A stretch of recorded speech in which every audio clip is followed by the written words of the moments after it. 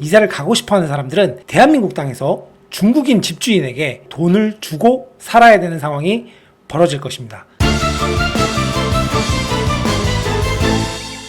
안녕하세요, 보수타임즈입니다. 이재명 정부의 부동산 대책으로 대출 규제가 크게 논란이죠. 대출을 상환 능력이나 기타 다른 자산의 상태를 고려하지 않은 상태로 그냥 6억 상한 그 이상 안 돼 이렇게 정해놓은 것이 많이들 들으셔서 아시겠지만 현금 부자들만, 즉 6억 이상의 대출이 필요 없이 집을 살 수 있는 사람들만 유리한 정책인 것은 확실해 보입니다. 좋습니다. 6억 이상의 대출을 끼고 집을 살 경우에는 가계대출의 증가폭, 또 그것을 만회, 아니 수익을 얻고자 하는 갭 투자 등등을 막을 수 있다는 것은 맞는 것 같습니다. 하지만 현금 부자가 유리하다라고 이야기하는 것에 대해 대한민국 국민만 해당된다면 또 이것 또한 공평하다고 할 것입니다.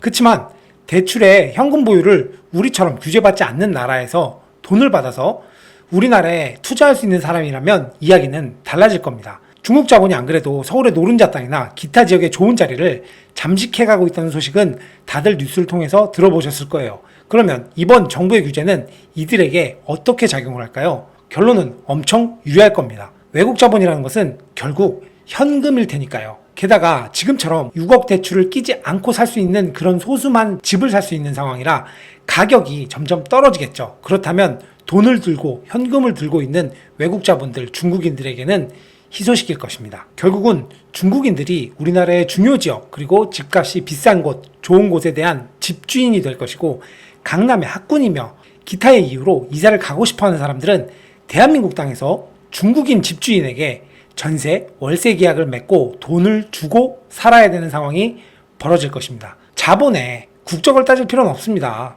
하지만 부동산 시장은 조금 다르죠. 외국인이 끼면 당연히 투자기 때문에 집값에 거품이 끼기 마련이고, 대출이 규제된 상황에서 젊은 세대들의 내 집 마련을 점점 더 어렵게 만들 수 있다는 겁니다. 물론 또 형평성의 문제도 있습니다. 중국은 토지 국유제라서 땅 자체가 나라 땅입니다. 하지만 우리는 아파트를 사더라도 건물에 대한 소유권만이 아니라 토지의 지분도 인정을 해줍니다. 중국인이 중국은행에서 대출을 받아서 한국 부동산에 투자하는 경우에는 그 나라의 대출 규제와 다주택 규제 제도도 전혀 적용을 받지 않는 상황입니다. 결국 이런 우리나라 이재명 정부의 대출 규제의 주요 타겟이었던 3040 세대들은 망연자실하고 더불어서 황당한 결과를 맞이할 것 같습니다. 민주당의 절대적인 지지층이었던 3040 세대들은 의견이 분분하지만 결국 이 피해의 주 타겟팅이 본인이라는 것들을 느끼게 되고, 또 그 피해를 고스란히 받아야 되는 것임은 제 생각에는 확실합니다. 진보 정권이 들어서면 집값이 상승할 것이라는 것, 그리고 수혜를 내가 받고자 했을 것, 그 집값 상승의 수혜를 내가 받고자 했을 것, 또 이런 이유뿐만 아니겠지만 여러 가지 이런 이유들을 포함해서 민주당과 좌파를 지지한 사람들이면 점점 느끼게 되겠죠. 저들 민주당과 좌파들은 결국 너희를 서민으로 묶어두려고, 아니 너희는 죽을 때까지 서민으로만 남게 하는 게 저들의 목표라는 것을요.